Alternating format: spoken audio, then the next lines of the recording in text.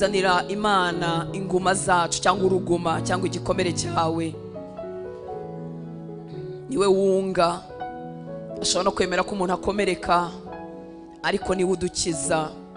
Igikomere kibuza umuntu gukorera Imana neza, igikomere kiraturyamisha, umubabaro uratwunamika. Abantu bamwe baretse imihamagaro, baretse imirimo Imana yari yarabahaye, baretse gukomeza urugendo, umwete wo gukorera Imana wabakamutsemo, ineza bajyaga batanga yabashizemo, bwa buryohe bwo kuba umunyu byabashizemo, kubera ibyageze ku buzima bwabo byaje biremereye cyane, bikabarusha imbaraga. Abantu tuzi barimo bakorera Imana cyangwa abo tubona cyangwa abo tutamenye, suko ari bo bonyene bahamagawe. Hari abantu baryamanye imihamagaro kuko bagezweho n'ibyago by'isi bikabarambika burundu.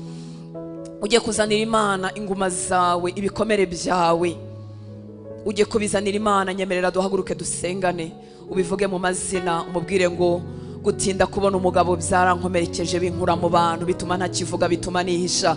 Gutinda kubona iki n'iki byarankomerekeje, ibi ni niba utarufite wenda ntiwabimenya. Gutinda gukizwa kw'abanjye byarankomerekeje, uburwayi bwantinzeho bwarankomerekeje, amasengesho nasenze nkabona ntarimo gusubizwa, ubupfubyi, kubabazwa, kwanga, kubesherwa. Nshuti z'Imana, ari abantu bagukubitaho ikinyoma kigafata neza, n'Imana ntihaguruke ngo ibivuguruze nk'uko byagenze ku buzima bwa Yosefu. N'ibindi ntabasha kuvuga cyangwa n'ibindi ntazi, n'ibindi ntamenye. Kuvukira mu muryango mubi wuzuye inzangano n'amatiku, n'ibintu byinshi bikomeretsa umuntu agahinduka igisenzegeri. Ariko wanyemerera uyu mugoroba, kuko Imana ifite umugambi ukomeye ku buzima bwawe. Imana yifuza gukorana nawe, ariko ntiyakorana nawe uruguma rududubiza, ruva amaraso. Utari umuntu wemera gutonekwa, wavuye mu bantu, kuko abantu bahemutse. Isi yuzuye abahemu, bazahora bahemuka, ariko isi yuzuye n'abeza. Isi yuzuye n'abo ugomba gukiza wowe, ariko nuhunga abantu ukifungira mu kaguni kawe, ukanga abantu bose, si Imana izagukoresha gute? Kwitazagukoresha mu biti n'amabuye, kwizagukoresha mu bantu. Ushobora gukomerekera mu itorero ukavuga uti ndazinutswe, nzajya ninjira ahangaha nsohoke kare nta muntu umenye. Nyamara Imana irashaka kugukoreshereza ahangaha n'ahandi hose izagutuma. Zanira Imana inguma zawe, zanira Imana ibikomere byawe, zanira Imana gushidikanya kwawe. Uvuga uti Imana ntabwo inzi, yiza kumenya ntibyari kugenda gutya na gutya. Icyo ni igikomere, kuko Imana irakuzi, ikuzi mu mazina yawe. Ijambo ry'Imana ryarambwiye ngo n'imisatsi yo ku mitwe yacu irabaze. Reka tumuzanire ibyatubayeho. Hari ibintu bijya bitubaho tukavuga ngo Imana ntiyabyemera. Ababifite turi benshi, ibintu tuvuga ngo Imana ntiyabyemera, ariko twajya kubona tukabona birabaye. Ariko nasanze Imana ibasha gukiza inguma, ukabana nabyo nk'amakuru, ukabana nabyo nk'amateka, ukabana nabyo koko kuko ntaho bijya, ariko ukahaba ufite umutima wakize. Mu myaka yatambutse twigeze gupfusha musaza wacu, twari turi mu masengesho y'iminsi 40. Numvise Imana impemukiye bitarabaho. Ntabwo nari ndangaye, nari ndi mu minsi yo gusenga, twaganiraga kenshi. Ndavuga ngo Mana, ibyo bintu ntabwo wabikora. Ntabwo nari ndi muri Kigali, numvaga bitashoboka. Abavandimwe banjye bari Kigali nk'abazonga, nkababwira ngo nimugende mumukore, waracyari muzima, ntibishoboka. Nkazana ibyanditswe nkabwira Imana ngo Mana, ntibibaho. Wavuze ko nta kintu wakora utabwiye inshuti zawe, ndibizi ko ni inshuti yawe. Ariko Imana igikiza uruguma. Ayo makuru arahari, ntaho bijya, kuko umuvandimwe ntagaruka. Ariko igisebe kidudubiza kirakira, ukongera ukabaho, ukongera ukizera Imana. Iyo umuntu afite igikomere gitose, atakaza kwizera Imana, akumva Imana izakora ibyo ishaka. Biragoye rero ko wasenga wumva Imana izakora ibyo ishaka, ikabikora uko ishaka, ititaye ku marangamutima. Imana ikwiriye kugukiza uruguma, ikwiriye kugukiza igikomere cyo mu mutima, ikwiriye kugukiza umubabaro ugutinzeho, kugira ngo ukomezanye n'Imana urugendo.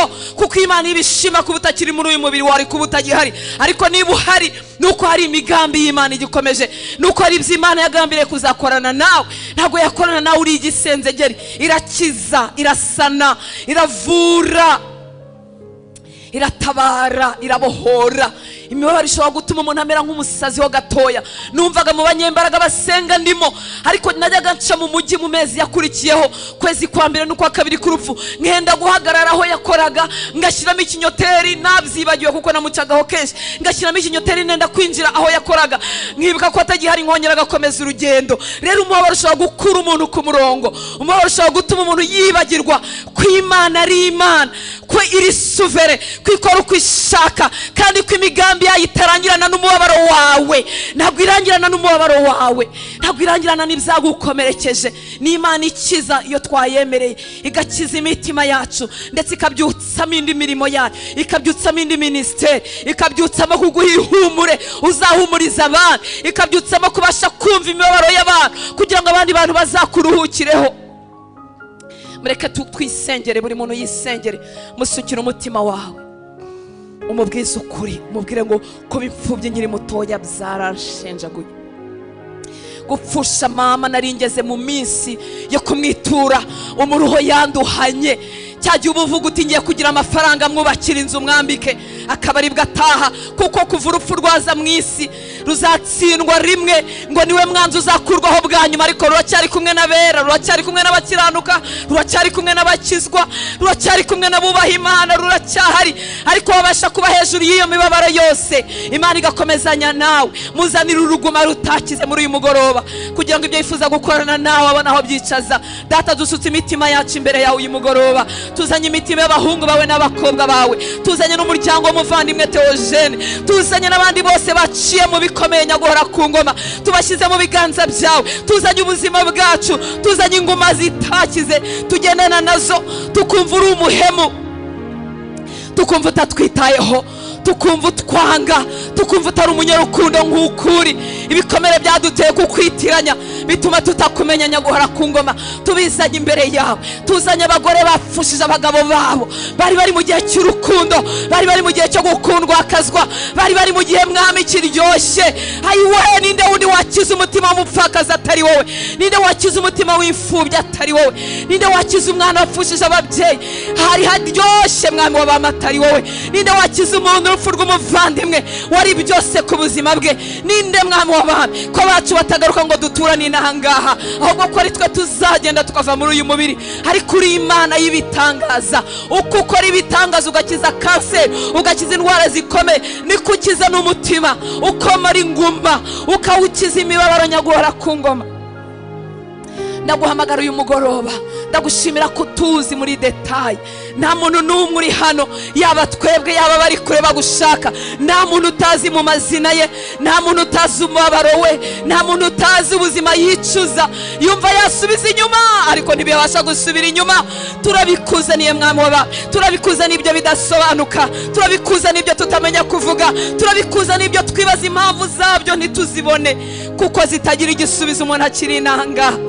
Mwami, no mu mihamagaro turahakubitirwa, rimwe na rimwe twasenga tukamenya ngo ni impamvu z'imihamagaro, ariko tukibaza impamvu ariko bigenda. Ibyo nabyo turabikuzaniye mwami w'abami, turabikuzaniye. Wowe ukiza inguma, wowe ukiza ibikomere, wowe ukiza imibabaro, wowe ukiza umuntu akongera kweguka, umuntu akongera akema, umuntu agakomeza urugendo. Nyina wa Yesu igihe kimwe baramuhanuriye, baramubwira ngo mubyeyi, ngo inkota izahuranye umutima wawe. Nubwo yarabyaye uzaba umukiza w'isi, ariko ngo inkota yari kuzahuranya umutima we. Kandi koko inkota yahuranyije umutima we, abona umwana we bamumanika ku musaraba.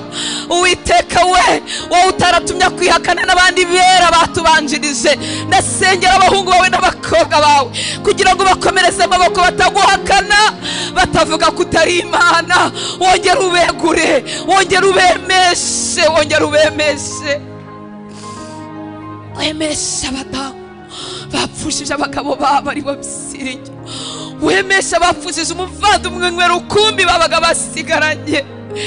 Ayiwe, abisi itabereye feya nk'uko tubivuga, wowe uri feya, wowe uri urukundo, wowe uri imbabazi, wowe uri ukugira neza. Hariho umunsi imibabaro izahanagurwa ku maso yacu, ariko tukiri inahangaha tugifite urugendo. Bakomeze, komeza bariya abagore bapfushije abagabo babo, komeza bariya abagabo bapfakaye, komeza bariya abana batagira uwo bahamagara akira mwami waba tutaguhakana ngo tuvuge ngo nturi Imana, kandi uri Imana yuzuye urukundo n'imbabazi, uri Imana yuzuye kugira neza, uri Imana yuzuye ubuntu. Ibihe bijya bituma tukuyoberwa, ibihe bituma tukuyoberwa, ibihe bituma tukwitiranya, ariko Imana y'amasezerano, naho isi yavaho ijuru rikavaho, uri Imana y'amasezerano. Warivugiye ngo ijambo ryawe ntirizavaho n'inyuguti n'imwe, isi yavaho ijuru ryazingwa nk'urupapuro, ariko ijambo ryawe ntirizavaho n'inyuguti n'imwe. Uruko wari uri kera ni kuri na n'uyu munsi ni kuzahora iteka ryose. Niyo ntabyumva uracyari Imana, niyo ntabisobanukiwe uracyari Imana, iyo twibajije impamvu abantu batuvamo bakiri batoya uracyari Imana. Kandi umunsi umwe urupfu ruzabohwa, umunsi umwe tuzarubaza ngo urubori rwawe ruri hehe warupfuye. Ariko duhe kuba abo twagombaga kuba bo. Reka ntagire umuhungu wawe n'umukobwa wawe imibabaro izingazinga agatakaza kuba icyo wari waramugeneye kuba cyo no kugira umumaro mu gihe cye, kuko dufite igihe cyacu nikirangira tuzasoza urugendo. Reka imibabaro nibitinze gukemuka bye kumuzingazinga ngo bimubuze kuba uwo yagombaga kuba we, ngo bituma atakaza uburyohe, bituma atakaza kuba umunyu w'isi, bituma atakaza kuba itabaza ryaka.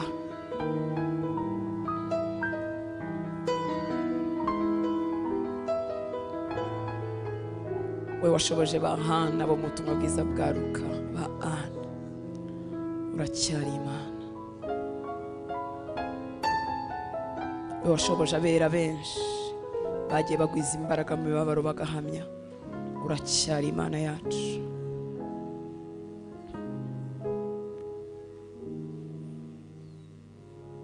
Urakoze Mwana.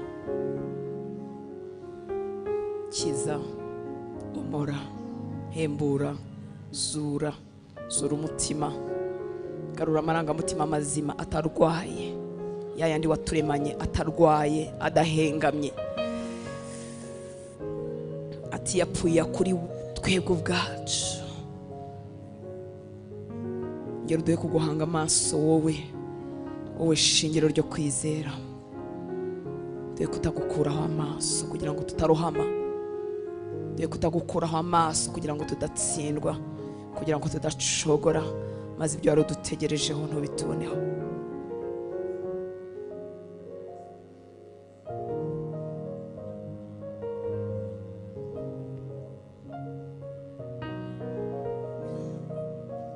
Urakoze Yesu.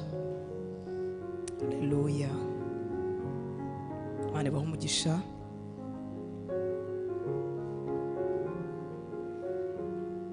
Imana ibahe umugisha. Kamuruhukeho gatoya. Haleluya. Yesu nubimuha ujye ubimuhaye. Amen. Nubimuha ujye ubimuhaye. Apana kongera guhita ubiterura ukongera ukabyikorera, kandi birakunda. Agenda dukiza buke buke iyo twamwemereye. Reka dusome ijambo ry'Imana hanyuma dusenge. Imana ishimwe ko yagushoboje nanjye kanshoboza. Imana ishimwe ko idutije amagara mazima kugira ngo tubashe guhagarara hano hantu ibishimirwe. Reka dusome mu gitabo cya Nehemiya igice cya mbere, no kugira ngo nkugarure mu inyota yo gukomeza kwicisha bugufi no gushaka mu maso h'Imana. Haleluya. Kwinginga cyangwa se gusenga no kwiyiriza.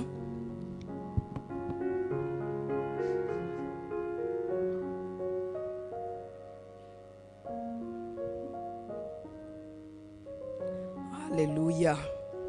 No kubwira Imana ko tuyifitiye inyota. Imana ishimwe cyane, ariko kandi ni no kwicisha bugufi.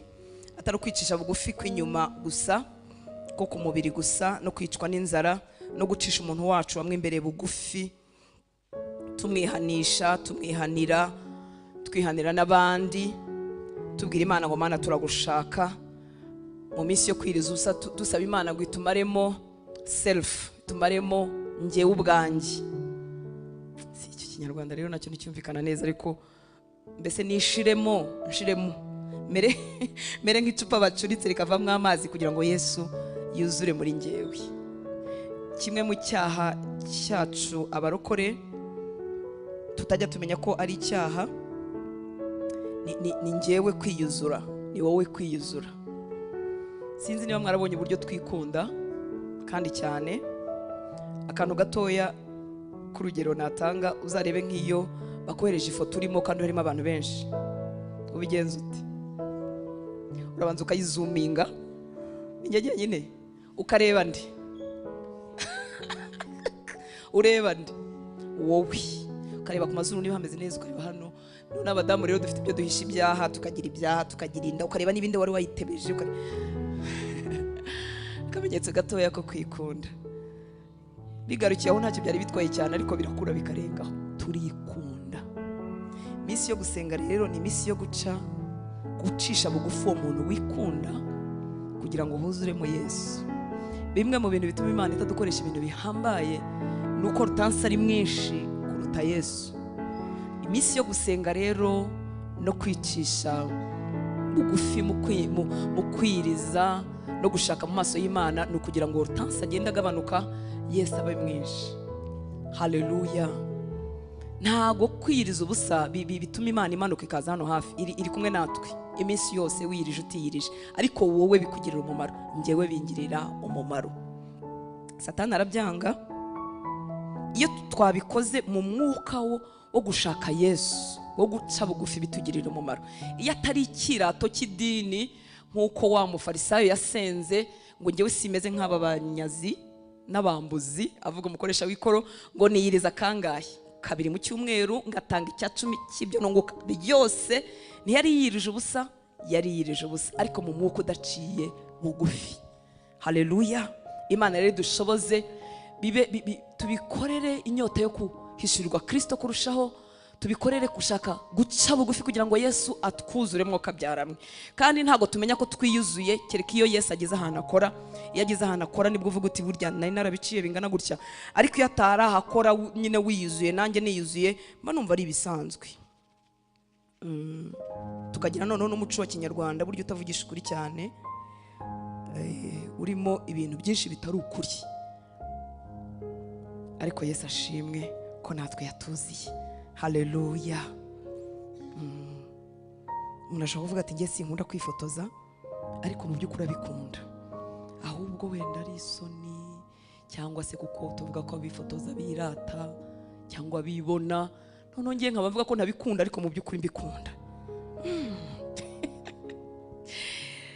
Ntago ndimo mvuga ko ibyo bintu ari bibi, no kwireba ukareba ko ibintu byari bitunganye ntabwo ari bibi, ariko kari akagero gusa ko kukwereka uburyo twiyuzuye. Nje muzumve amasengesho y'ukuri y'abataramenya ikiryarya cya kirokore, aravuga ati Imana bamenye kuri Imana. Ariko mu by'ukuri bamenye kuri Imana ntabwo ari bamenye kuri Imana, ahubwo nanjye bamenyeremo, bamenye ko nsenga, bamenye ko nsenga Imana nzima, Mana ntabara. Ukabivuga inosama rwose nta kibazo, ariko ni ikibazo cyo kwizera. Mu by'ukuri ntabwo intabara kugira ngo ntabarwe, kuko ibintu bitubabaje biba bitubabaje nyine, ariko no kugira ngo ntabarwe nabo bagire gute babibona. Ariko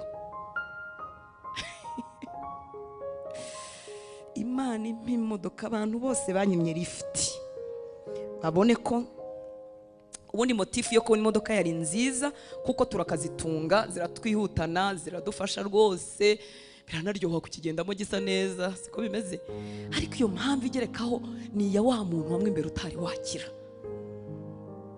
Nubaka inzu ku cyaro cy'iwacu, babone ko data atabyaye iki imbwa. Hari igihe bisunika umuntu akiga akavuga ati reka nige rwose, akiga kaminuza. Abantu bose banze kunyishyura minervari, ubundi kwiga no kuminuza byari byiza, ariko impamvu ibisunitse, irarwaye, irahengamye, irarembye, irapfuye.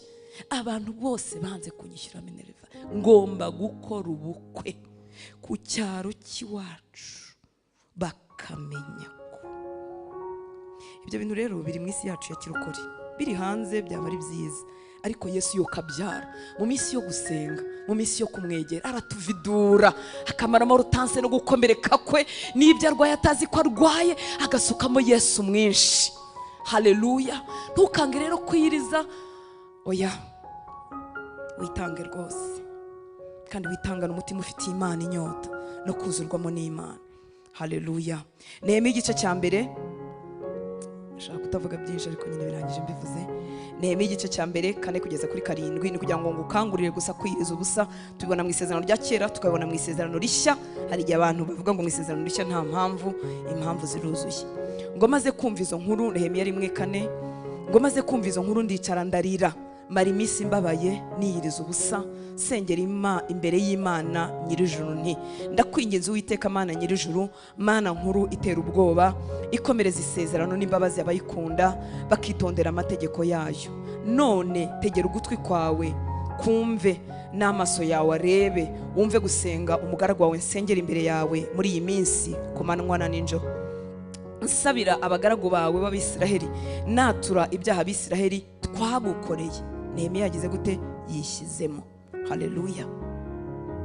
Yatangiye avuga ngo amaze kumva izo nkuru z'uko iwabo hahiye, z'uko iwabo hameze nabi, bimutera kurira bizanwa n'umutwaro wo mu mutima n'akababaro Imana igutijije, bimutera kwiyiriza kandi akora muri ofisi zo hejuru, akora ahantu hakomeye, ariko bimutera kwiriza ubusa, bimutera kubabazwa nabyo nkaho nawe ariyo kandi wari ahantu heza hadafite ikintu habaye. Arangije agiye kwihana, nkuko turimo dusaba ubuntu bw'Imana n'ubwiza bw'Imana na vino y'ukuri kugaruka mu nzu y'Imana, umunezero w'agakiza.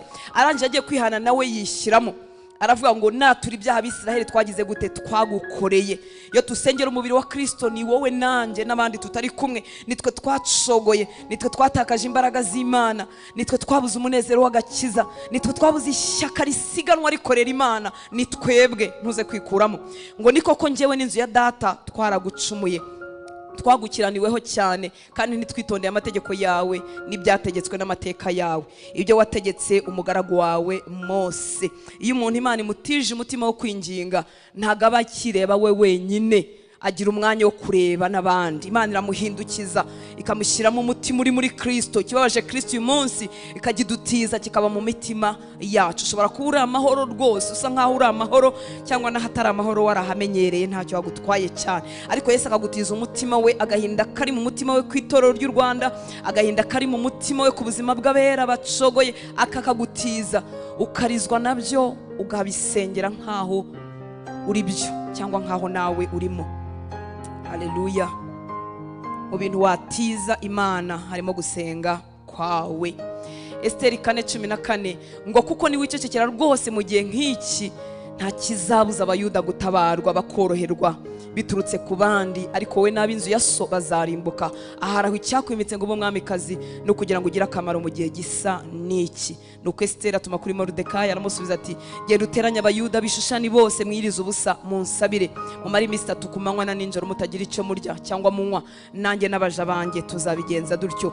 Uko niko nzasanga umwami nirengagije itegeko, kandi niba nzarimbuke. Umwamikazi wiyiriza, ibwami hahora ibimeze nk'ibirori,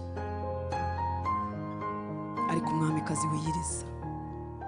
Nubwo Moridekayi yamutumyeho ngo nawe ibyo ari byose bizakugeraho, ku iryo tegeko niritangwa, ariko birashoboka ko bitari bunamugereho. Imana iduha umutwaro. Muri iyi minsi 3 mbinginge mu misengere yawe n'ibyo usaba, dutize Kristo umutima wacu, tureke kwirebaho gusa, ko kwirebaho ni ibisanzwe. Ku munsi w'ejo twaravuze ngo ntago bisaba umuntu gukizwa kugira ngo yifurize ikiza umwana we. Niyo atarakizwa aravuga ati, Mana mpa amafaranga nishyura umwana wanjye ishuri. It's normal, ntago bikomoka mu mwuka, ni ibisanzwe. Iyo umwana wanjye ashonje ntakijijwe, ndavuga ni Mana ncira inzira ngaburira umwana. Ariko bisaba gutizwa umutima wa Kristo kugira ngo sengera abantu, niba nasubizwa bizasa nkaho ntacyo binyunguye mu isi y'ibisanzwe. Muranyumva nshuti z'Imana? Imana idutize uwo mutima. Haleluya. Tize Kristo umutima wawe, awingingiremo, umutize aya masengesho no kwiriza kwawe, kugira ngo itorero rya Kristo ritabarwe. Haleluya. mu gitabo cya Yona. Reka wenda ni kwasoma kugira ngo tugire aka kanya ko gusenga. Ariko murabizi ko Yona yatwaye inkuru ininive, yagereye akababwira ko ibyaha byabo byuzuye kandi ko Imana yongera kubarimbura, yenda kubarimbura, bafite iminsi mike Imana ikabarimbura.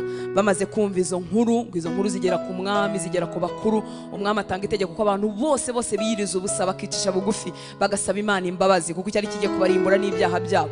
Bagasaba Imana imbabazi, hanyuma babikoze ngo Imana irabumvira. Murabizi ko Yona nawe yari umuhanuzi ariko ufite igikomere cy'uko ubwo bwoko yabwiraga bwabagiriraga nabi, bwari bwarabakandamije kandi igihe kirekire.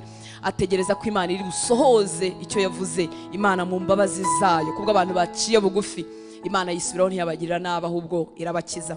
Niba gusenga no kwiriza ko arakijije igihugu kidafite Imana, kitazi Imana, se umwami wacu Yesu Kristo na nkanswe wowe nanjye bafite Kristo usanzwe tuvugira, guca bugufi no gushaka mu maso y'Imana, Imana yabikoresha ikagira ikikora gishyashya mu itorero ry'Imana ndetse no mu gihugu cyacu. Ibyakozwe n'intumwa 13 2 kugeza kuri 4 haravanga ubwo basengaga umwami Imana biyiriza ubusa, umwuka wera yarababwiye. Y'abantu basenga umwuka wera aravuga, umwuka wera arongera agakora imirimo ye ikaboneka hagati muri twebwe. Yarababwiye ati mundobanure Barinaba na Sawuli bankorera umurimo mbahamagariye gukora. Ngo nuko bamaze kwiyiriza ubusa no gusenga, bahera ko barambikaho ibiganza barabohereza. Ngo nuko batumwe n'umwuka wera mu misengere yacu turadusaba Imana ngo Mana ongera utuma abahungu n'abakobwa, umwuka wera ongera uhagurutse abahungu n'abakobwa bari busiganwe boherejwe n'umwuka wera. Haleluya. Atari ibintu by'ibihimbano, atari ibintu twiteruriye gusa kuko bisa nk'ibyagezweho, ahubwo baherejwe n'umwuka w'Imana. Imana itugirire neza. Mu gice cya 14:23 nanone muri iki gitabo cy'ibyakozwe n'intumwa, ngo nuko bamaze kubatoraniriza abakuru matorero yose, basenga biyiriza ubusa, babaragiza umwami Yesu uwo bizeye. Torero ry'Imana ndabasaba ngo duhaguruke dusenge. Haleluya. Wahaguruka ku maguru yawe, ihangane. Nongere ngubwire ngo iyo uhagurutse si bw'Imana yumva, ariko shyira makete muri uwo mubiri, uyu mubiri wacu ukunda kudamarara. Wahaguruka, wapfukama, dutize Imana iminota mikeya dufite hano hantu, ngusaba kugira ngo umwuka wera gutere inyota, uze gukomeza uri iwawe. Turasengera itorero kugira ngo tubone imbaraga z'Imana zikora mu itorero. Iyo ububyutse bwaje ntabwo habaho umusitari ukoreshwa n'Imana n'undi musitari iriya ukoreshwa n'Imana, ahubwo abera bose baba bahugiye mu mirimo y'Imana, baba bahugiye mu bwami bw'Imana, barimo bakora, barimo basiganwa. Uyu munsi imirimo y'Imana miki ikorwa iradutangaza. Iyo uhuye n'umuntu abwira umuntu inkuru za Yesu no kwihana ibyaha, wumva aribwo bitangaje kuko bitagikorwa na benshi. Turasaba ubwo buntu ngo bugaruke mu nzu y'Imana, turasaba izo mbaraga ngo zigaruke mu nzu y'Imana. Turasaba ngo twongere dusukirwe vino nshya, twongere dusukirwe amavuta mashya, nshuti z'Imana. Dutakira Imana, imbaraga z'Imana zigaragare mu itorero. Abera babe basiganwa, bakorera Imana, buzuye imbaraga, bashobora gutanga ubugingo bwabo kubw'abandi benshi. Amasengesho menshi azamuka mu kirere cy'u Rwanda, yose nayo kwirebaho, natwerekeyeho, naturebaho. Turazamuka imisozi, turajya mu mazi, turinjira mu mavumo, ariko twese twitegereje tukibwiza ukuri. Ibyifuzo bitujyanayo ni njyewe Imana impakazi, njyewe Imana inyongera amafaranga, njyewe Imana indwaneho, njyewe Imana igire neza urubyaro rwanjye. Ni bande bashobora kunihira itorero? Ni bande bashobora kunihira igihugu? Bari hehe? Tujye gusaba Imana itugira abo ngabo, isuka izo mbaraga muri twebwe, tugarure uburyohe no kuba umunyu w'isi. Ndagira ngo wisengere nshuti y'Imana, usaba Imana ngo Mana ndifuza kuba icyo gikoresho abo bantu mwami, abo bantu bagukurikira, abo bantu bitaye kuri priorite zawe, abo bantu bafite umutima umeze nk'uwawe. Dusaba Imana igwize ba Nehemiya muri twebwe, abantu bashobora gukora mu ofisi akomeye ariko bakabasha no kumva ikivuye ku ntebe y'Imana, bakabasha gukomeza kuvugana n'Imana bakora mu mabiro akomeye. Imana iduhagurutse ba Daniyeli bashobora kwiriza ubusa kandi bicarana n'abami b'ibihugu byinshi. Imana yongere duhagurukiriza abo bantu, twe kwitwaza ngo turi busy, turi mu iterambere, ngo ntabwo bishoboka ngo ubwo ngewe ngo umusozi wanjye ngo ni politike. Ese ku umusozi wawe ari politike? Ku umusozi wawe ari ubucuruzi no kugira amafaranga ukayatuzanira tugakora umurimo w'Imana? Ese bivuga ko utakumva icyo Imana ivuga? Ese bivuga ko imbaraga z'umwuka wera bitakuzura. Oya, siko muri Bibiliya byari bimeze. Imana ngere duhagurukiriza abagore bameze nka ba Lidiya, bashobora kugira amatorero shingiro za serire mu mago yabo, ariko buzuye umwuka wera, bagacuruza bakarangura ariko buzuye umwuka wera. Imana tugarurire ba Tabita, bashobora kugira imirimo myiza ariko buzuye n'imbaraga z'umwuka wera. Imana tugarurire ba bagore tutamenya amazina yabo, erega si ngombwa ko amazina yacu amenywa, ariko bakurikiye Yesu barinda bagera mu rupfu. Mu cyumba cyo hejuru bariyo ngo bagendaga bamufashisha ibyabo, ntibigeze banamuka. Imana ihagurutse abasore bameze nka ba Timoteyo. Imana iduhagurukirize mwene abo bantu muri iki gihe cyacu. Ndagira ngo dufatanye gutakira Imana, tubwire Imana ngo Mana turabishaka muri iki gihe, ntabwo tubishaka twarakecye tugenda ku tubando. Mana ngira we, bari njyewe ugira we, ngarura mu munezero w'agakiza. Twibwishe ukuri, inzozi zacu ni izihebera. Inzozi zacu ni ukugira amamodoka meza, inzozi zacu ni ukugira amazu meza. Byose ni byiza, ariko Bibiliya byisi inyongezo. Ni bande bashobora kunihira? Ni bande barimo bakumbura kuzura impano z'Imana z'ukuri? Ni bande barimo bifuza ubuhanuzi bw'ukuri? Ni bande barimo bifuza amayerekwa y'ukuri? Ibintu by'Imana ntibinyanyagire mu muhanda. Gatoya Imana yagiye imenyeshaho, iteka yakamenyeshaga nafashe umwanya wo gusenga. Ni koko no mu muhanda yavuga, ariko iby'agaciro bitanga ku bantu batindana nayo. Mbwira Imana ngo nifuza kuba nguwo, nifuza kuba muri abo ngabo, nifuza kuba mu bantu bashobora gutanga ubugingo bwabo ku bw'abenshi. Nifuza kuba umuntu wahinduka inkingi y'ububyutse muri iki gihugu cy'u Rwanda. Nifuza kuba umuntu wahinduka inkingi y'ububyutse mu muryango wanjye. Nifuza kuba umuntu udashaka kwamamara gusa no kumenyekana. Nifuza kuba umuntu Imana yamanukiramo. Reka tuzamura amajwi yacu, tumuzamurira amaboko, tumutakire. Icyamuka byifuza we, icyamuka bikumbura, icyama ntubisunikira abandi, icyamukemera icyo Mwuka Wera avugana na, icyamukemera kuvangura, ukavangura ibyo Mwuka Wera adashima ukabyigeza ku ruhande.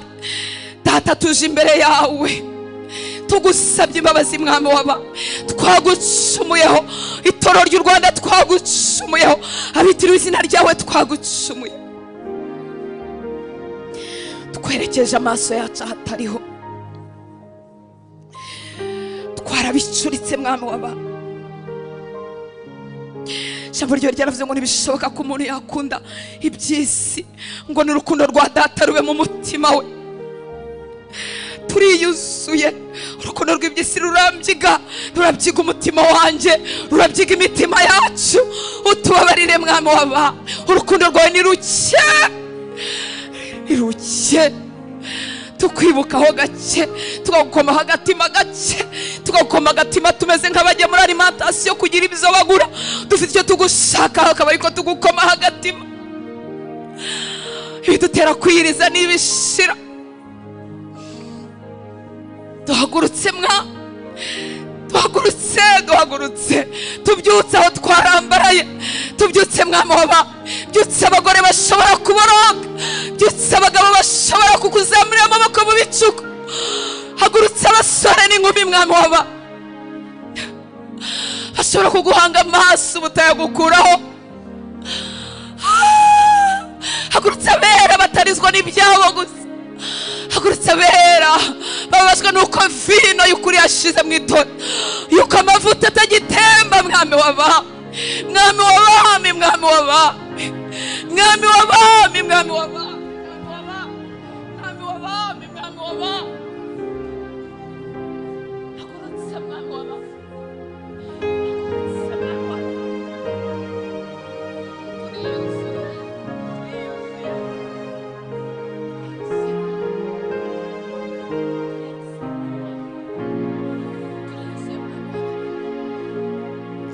Twarabyemeye ibyo tubuze biturusha imbaraga, biturusha amaboko. Nyamara tubonye itorero rya mbere baranyanyagiraga bahunga itotezwa, ariko ba Filipo bakagenda bavuga ubutumwa bwiza, bakabuvuga Samariya yose igakizwa. None imibabaro yaturushije amaboko, turaryama turi yose, twirirwa tujya impaka nawe, twirirwa tukuburanye. Ubuze ibikoresho mwami, uyu mugoroba tuje kubwira ngo turi hano mwami, turi hano. Utwemerere tuje turi inzabya zirimo ubusa, utwemerere usuke mu imbaraga zawe, utwemerere usuke mu imbaraga zawe. turi ibyuma byaguye umugesi byagimbye. Turaje ngo wongere udutyaze mwami w'aba, turaje ngo wongere uducure mwami w'aba, utumare mu inkamba, utumare mu rukundo rw'iby'isi, kugira ngo urukundo rwa data rwongere rutwuzure mwami w'aba.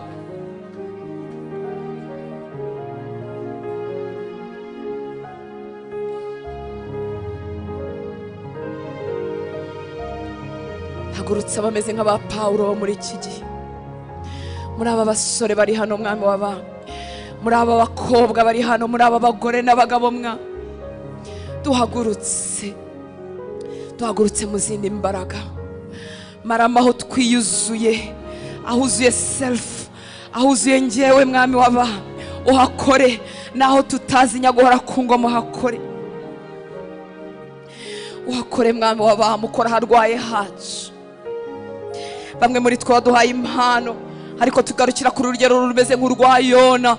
Natwe turavuga tugasigara twicaye duseka, dutegereje ko ibyo wavuze by'ibyago bizagwira abantu bizashika. Ngwino udukize mwami w'abami, ngwino udukize mwami w'abami, ngwino udukize mwami w'abami. Twishimiye gushagarwa, kuzengurukwa n'abantu kuruta kwishimirwa nawe nyaguhora ku ngoma. Twaracogoye duhinduka indembe, imibabaro iturusha imbaraga, bituma tugira iminsi y'ububyutse n'iminsi yo kuryama tukiyorosa, bituma tugira iminsi y'ubushyuhe n'iminsi yo gukonja. Imibabaro yaduhinduye akazuyaze, turabyemera turaryama. Tugaruke utuzure mwami w'aba, tugaruke utuzure.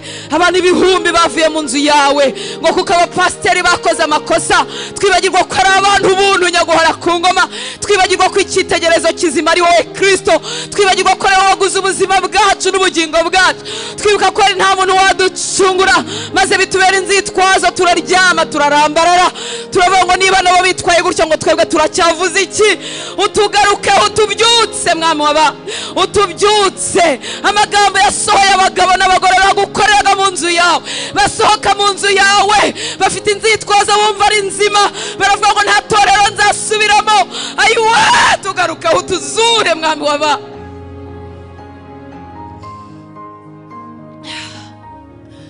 Twaguhaye amakondisiyo, nyamara waraduhamagaye. Turavuga ngo nudakora ibi, ngo dukore ibi, ngo dukureho iki kimwaro n'izi soni, ngo natwe ntituzavuga. Abantu barimbuka ducecetse, twarabumbye umunwa. Abantu bararimbuka tureba, twarananiwe gushyira amavi yacu hasi. Twanyuzwe na dukeya wadukoresheje, nyamara barusha ibihumbi batuzengurutse. Twemereye imitima yacu gukomereka, twima abantu andi mahirwe, kandi wowe uri Imana ihora iduha amahirwe. Abari kudukiriraho twabimye amahirwe, twanze kongera kuvugana nabo, twanga kongera kwegerana nabo, kandi ahari aho ari twebwe barashyize mu nzira zabo ngo bazadukirireho. Imiryango twebwe abari muri Kristo Yesu, twimye amahirwe abavandimwe bacu ngo nuko bakoze amakosa turabaca, ari twebwe wari wahagaritse ngo bazadukirireho. Twimye amahirwe abagabo bacu n'abagore bacu, tubima imbabazi, kandi wari uradushyizeho ngo bazadukirireho. Twimye imbabazi abana bacu ngo baradusebeje, twanga gutaha amakwe yabo, turabarokore. Utubabarire mwami w'abami, wongere utuzure. Imbuto wari udutegerejeho ntazo watubonyeho, twese turasa, abatakuzi n'abatakuzi turasa muri iki gihugu. Utubabarire mwami w'abami, waratuzamuye dushyira mu nzego zikomeye, tuhageze twumve ko kuvuga biteye isoni, turaceceka tubumba umunwa. Batukabarokore twumva tugaceceka, basuzugura izina ryawe twumva tukaryumaho. Utubabarire mwami w'abami, utugarukeho, utuzure, utuzure. Twarifotoje twibagirwa ijambo ritubwira ngo wowe urebe ibyiherereye. Ni koko waduhamagare kuzamuka imisozi tukarangurura, tukabwira abana ibyawe, ariko twahazamukanye umutima umeze gute? Mwami watuzura muri uyu mwaka wa 2023, wakora ikintu gishya, wadukoresha mwami mu ntege nke zacu, wasuka mu imbaraga zawe. yacu yarebye nk'abatagufite, twahaye icyubahiro abafite amafaranga, duha icyubahiro abo cyamaze kugaragaraho. Ntacyo byari bitwaye iyo tudasuzugura abantu baremye mu ishusho yawe, tukareba nk'uko ab'isi bareba. Nyamara waratubwiye ngo modeli yawe ngo ni uko ushaka kuba mukuru, ngo yaba umugaragu w'abandi, ngo ushaka gukomera, ngo agahinduka ukorera abandi. Iyo modeli twarayiyobewe burundu, twarayitakaje. Duha umutima umeze nk'uwa. Hagurutsa mwami, hagurutsa muri iri teraniro, hagurutsa mu itorero ryawe muri iki gihugu, hagurutsa abahungu bafite umutima wuzuyemo nawe, hagurutsa abakobwa bafite umutima wuzuyemo nawe. Iby'isi itanga byaturutiye ubutunzi butagira akagero bwo kukumenya Kristo. Iby'isi itanga byaturutiye uburyohe bw'ubusabane bwacu nawe Mwuka we, bituma tugoma, bituma dutinda ku mugayo twagirana n'abantu, duhitamo kugawa nawe, tukubabaza nkana, duhitamo gushimwa n'abantu. Tugirira ubwoba uko abantu bazatumenya mu byaha runaka, ariko dutinyuka kubikorera imbere yawe. Utubabarire Mwami. Twahisha ibyo twandika mu matelefone, duhisha ibyo tubwira abantu, tubihisha abantu, nyamara tubyandika tureba, tuvuga ibiganiro bipfuye tureba. Twatinya amaso y'abantu abitorero, twebwe abitorero twatinya amaso y'abantu kuruta wowe. Umubano wacu n'abantu wagize agaciro kuruta umubano wacu nawe. Utubabarire. Twatuye mu marushanwa aho kuba ingabo zikorerana. Utubabarire Mwami w'abantu, utubabarire, utugarukeho, tugirire imbabazi. Utararetse kubabarira ni niwe, bwoko butakuzi ntiwareka ko dutabara. Abo waguze amaraso ntiwareka kutubyutsa, abo wahaye agakiza ntiwareka kuturengera. Twebwe abo wanditse amazina yacu mu gitabo cy'ubugingo ntiwareka tuguma gutya.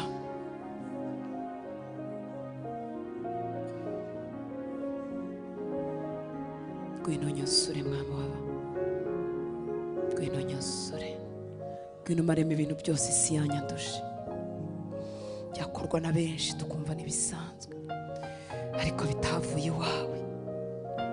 Ngwino urandura ibiti byose bitatewe nawe.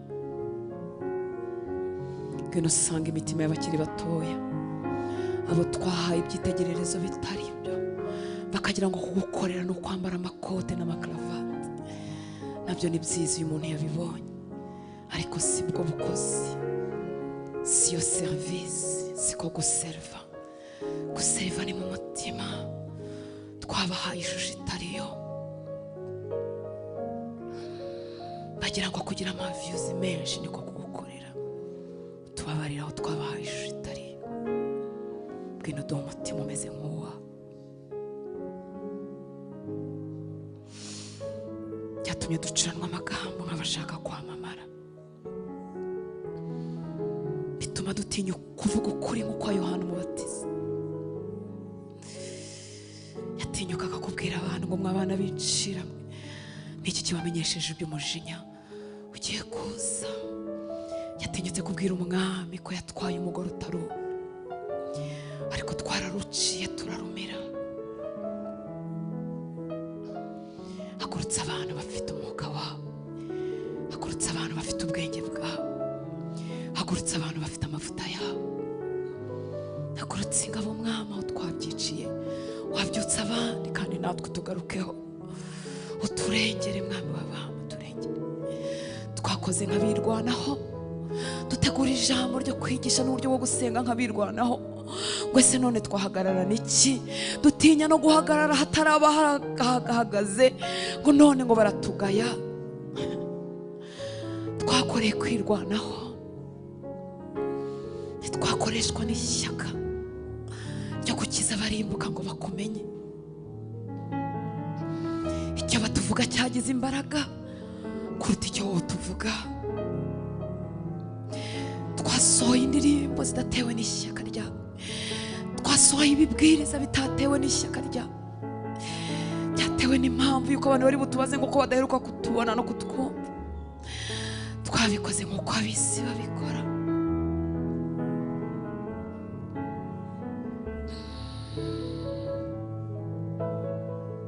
Nitwahaye agaciro ubugingo bw'umuntu, kandi ngo wowe usiga 99 ukajya kuzana imwe yazimiye.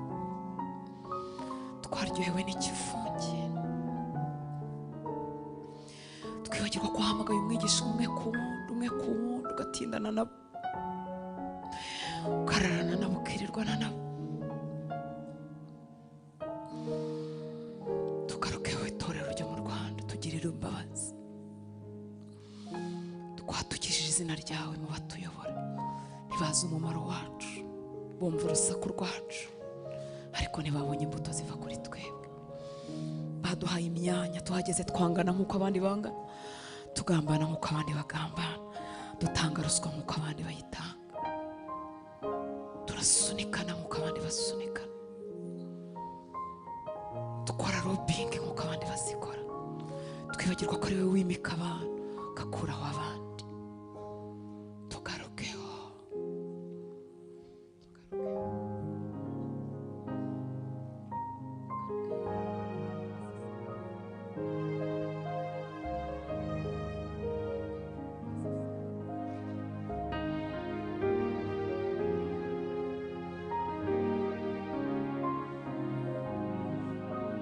Ntitukibasha kurizwa n'ibikuriza, amarira yacu agarukira gukurizwa nuko twabuze amafaranga.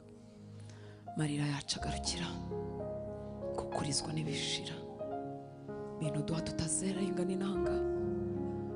Twabuze amarira yo kuririra ubugingo bw'abarimbuka, twabuze amarira,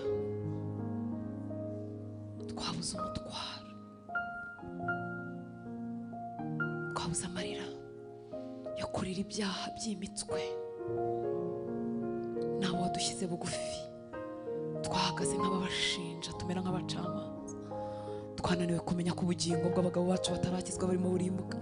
Twananiwe kumenya ko ubugingo bw'abana bacu n'abagore bacu batarakizwa burimo burimbuka. Duhagarara tubacira urubanza, duhagarara twicaranye amasezerano y'ibinyoma, tuvuga ngo izi ngo z'imiruho ngo uzazidukuramo ngo duhise umugisha. Twicaranye amasezerano ataravuye kuri wowe. Abitorero tugarukeho, dutabare, dutabare, dutabare, dutabare, turengere, dutabare.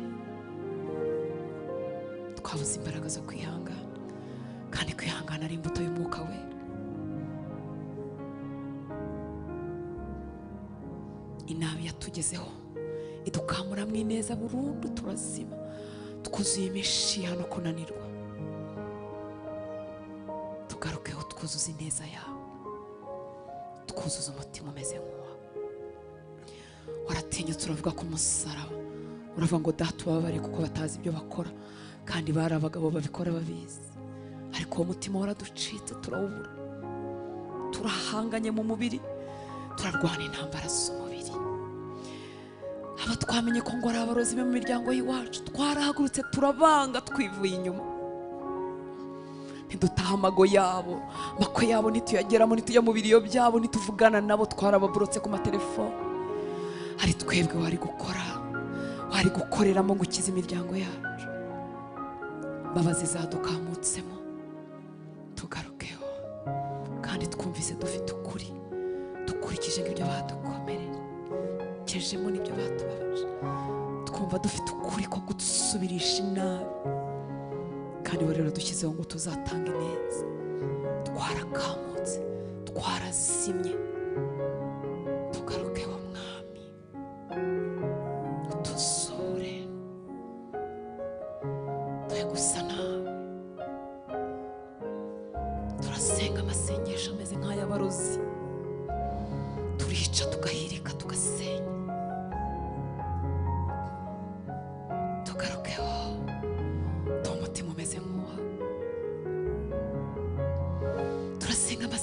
twuzuye ububi, twarashize, imitima yacu yarashize. Ngwino tuzure, twasigaye mu isezerano rya kera, twamenye iby'imbabazi n'ubuntu biri muri wowe.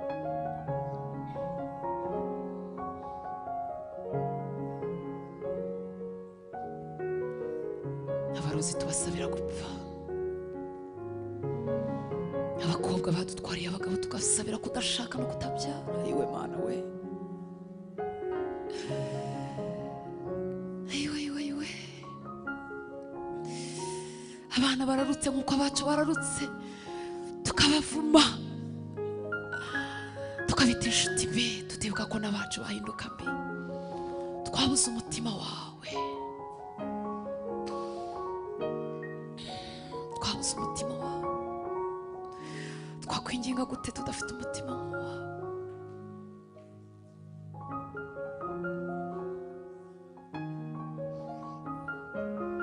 Ngwino twambare, ngwino nyambare kugira ngo nuzurwe nawe. Urutanza ashiremo huzure wowe Yesu. Ngwino wigarurire umutima wanjye, ngwino wigarurire ibitekerezo byanjye, ngwino wigarurire kubaho kwanjye, ngwino wigarurire imyaka nsigaje, ngwino wigarurire byose bingize mwami w'abantu. Ngwino nyambare wese wese wese wese wese wese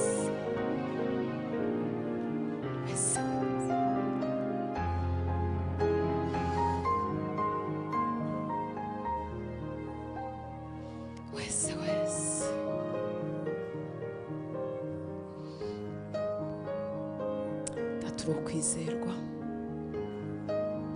Twari twaje mu nzu y'umubumbyi ngo wongere utubumbabumbe.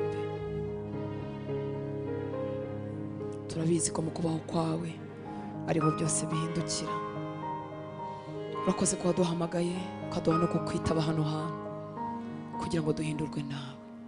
Turabizi ko umurimo wawe udapfuza, turabizi ko ijambo ryawe rimeze nk'inyundo imenagura ibitare. Umenagure muri njyewe ahantu hose hameze nk'igitare, umenagure mu buzima bw'abahungu n'abakobwa bawe ahantu hose hameze nk'igitare. Turabizi ko ijambo ryawe rimeze nk'inkota ityariye mu giyo. Ngwino utandukanye buri kintu cyose kigomba gutandukanywa nanjye, ngwino utandukanye ikintu cyose kigomba gutandukanywa nawe. Turabizi ko umeze wowe ubwawe, umeze nk'umuriro ukongora, aho waciye haba impinduka. Twaje mu kubaho kwawe, turabizi ko tutazasubirayo tumeze nk'uko twaje.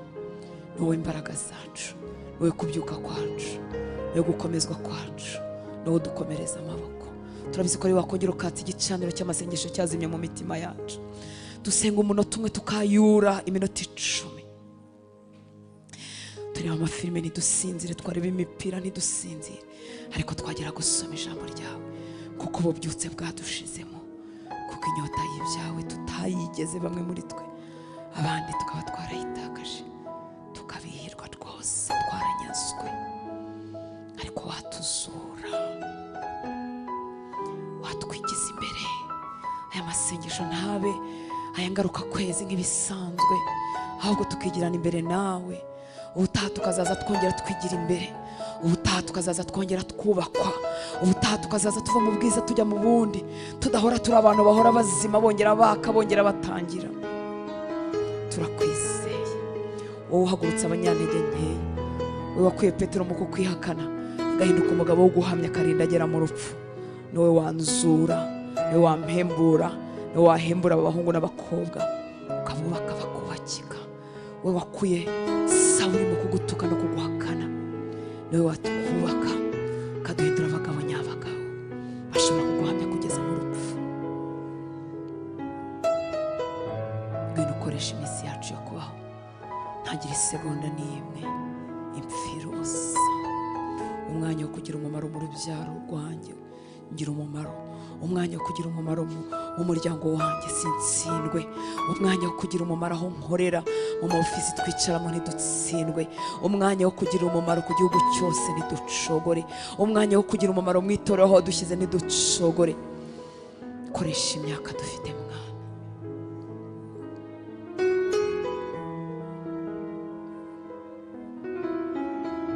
udutuma uko ushaka, utwohereza aho ushaka, twambika imbaraga zawe. Erega n'ubundi icyo dusaba ni uko twakubwira ngo turi hano mwawe, imbaraga ni izawe. Reka dushoboze kukwemerera, dushoboze kukwemera kukwigiraho, dushoboze kukwemerera kugendana nawe, dushoboze kukwemerera kukumvira ibyo twamaze kumenya, dushoboze gutandukana n'ibyo twamenye ko dukwiriye gutandukana nabyo, n'abo twamenye ko dukwiriye gutandukana nabo. Duteze iyo ntambwe, ni ukuri n'ibindi uzagenda ubyikorera kuko uri uwo kwizerwa.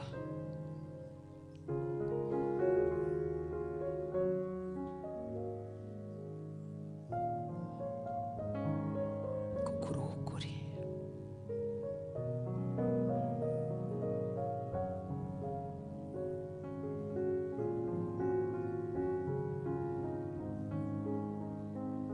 Turagushimye kuri Imana yumva gusenga, turagushimye ko mu kubaho kwawe utahakorera ibyo dusaba gusa, ahubwo mu kubaho kwawe turahindurwa.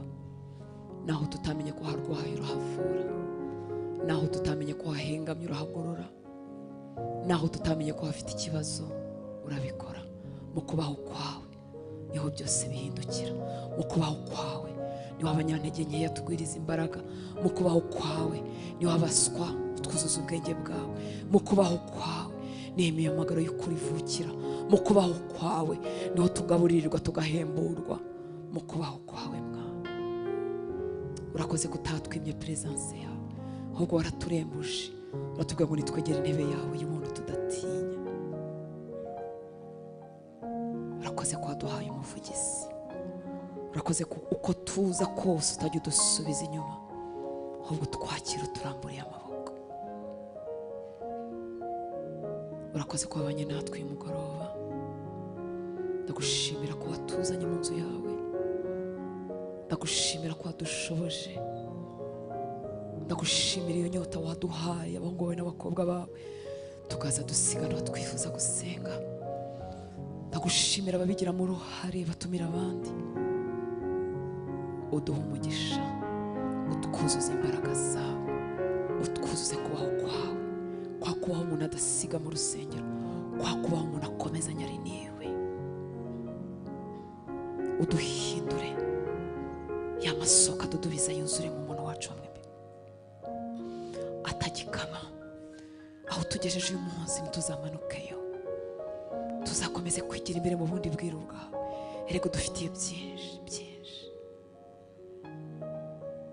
Igihe kimwe wabwiye abigishwa bawe wari ufite ibintu byinshi byo kubabwira, ariko ko batabasha kubyihanganira, ariko ko umwuka w'ukuri naza azabibabwira.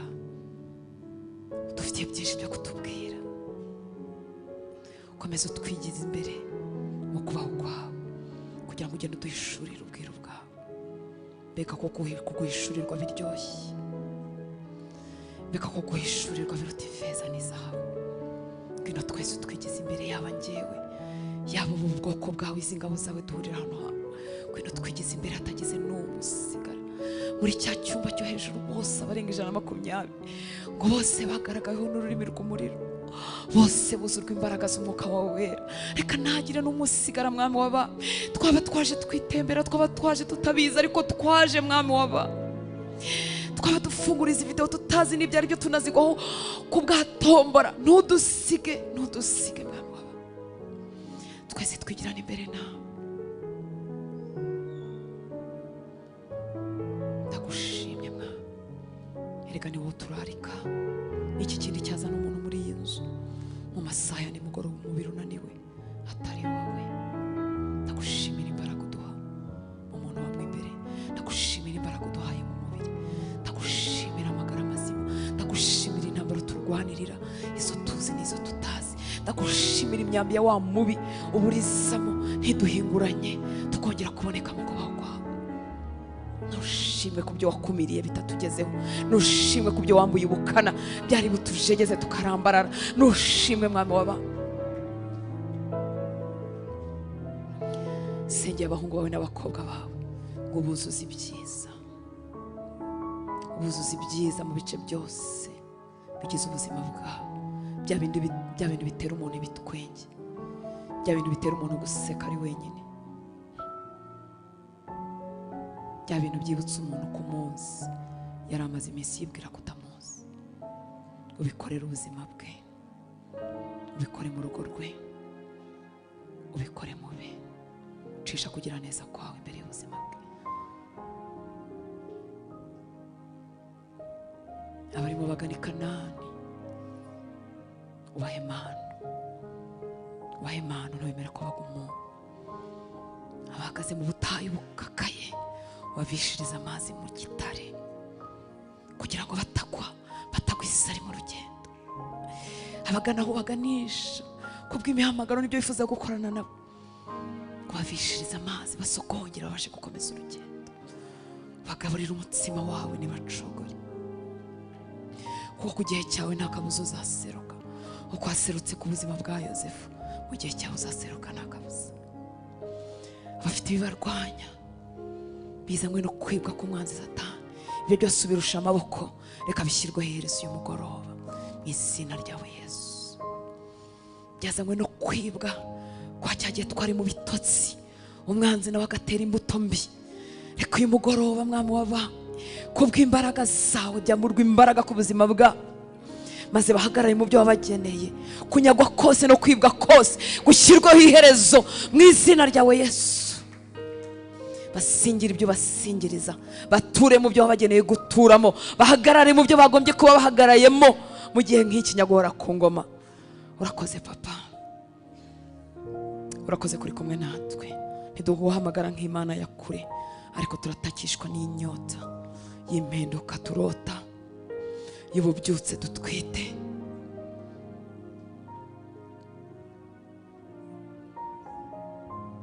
Ntituneheshwa nuko tutakwizeye.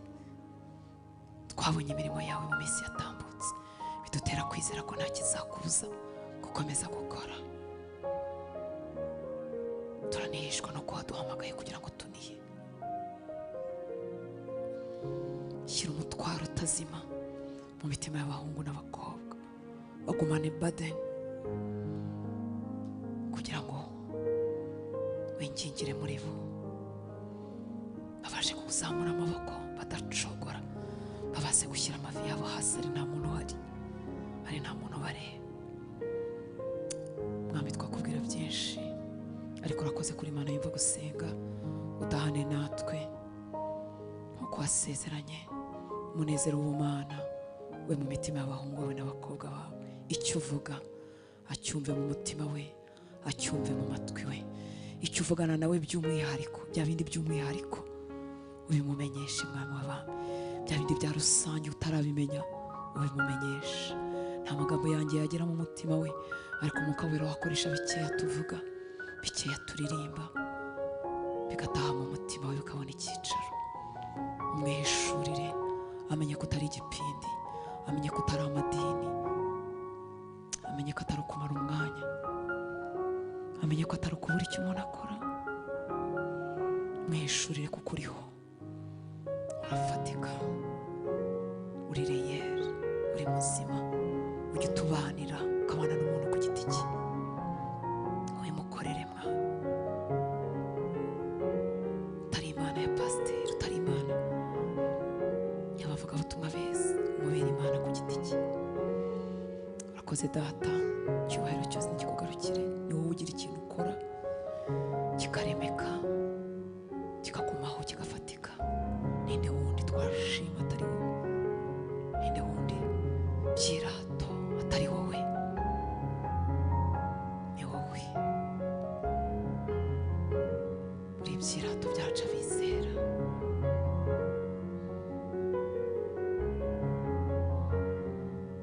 Icyubahiro nikikugarukire Data, mu izina rya Yesu dusenze, amen. Haleluya.